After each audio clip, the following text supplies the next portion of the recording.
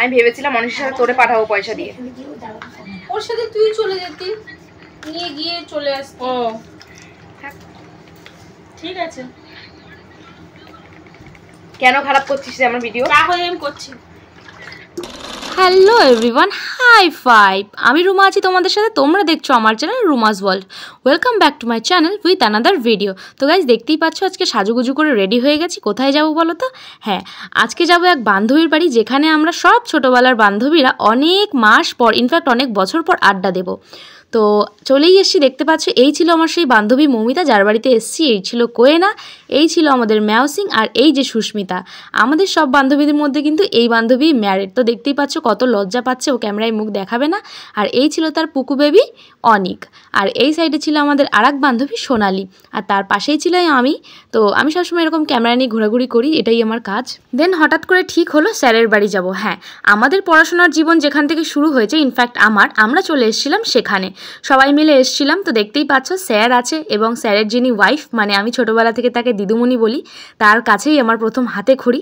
তো সেখানে আসলাম, তো দেখতেই পাচ্ছ দিদিমণি এবং স্যার আমাদের জন্য, সকলের জন্যই আইসক্রিম অ্যারেঞ্জ করেছিল। তো সবাই মিলে সেটাকে একটু ক্যামেরাবন্দি করে নিলাম। তো তারপরে কিন্তু আমি আমার ভাগের আইসক্রিমটা নিয়ে খেতে শুরু করে দিলাম। আর এই সুন্দর মুহূর্তগুলো যাতে স্মৃতি হিসেবে রয়ে যায়, তার জন্য কিন্তু সবাই মিলে আমরা ছবি তুলে রাখলাম। তো দেখতেই পাচ্ছ আমাদের স্যার রয়েছে সাথে।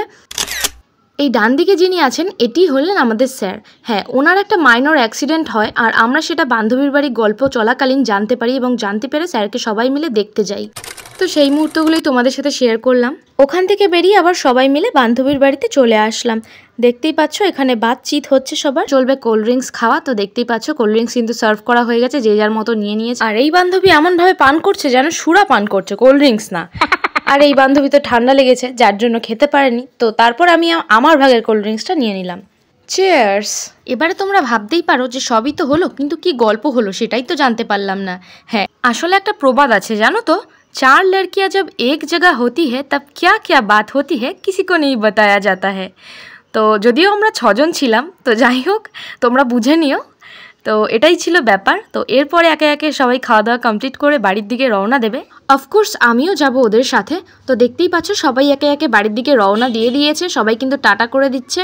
তো ম্যাওসিং আমাকে দিচ্ছিল একটা স্পিনার খেলার জন্য। By the way, thank you baby for this spinner.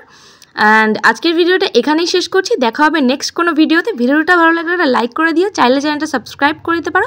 দেখা হবে নেক্সট কোনো ভিডিওতে।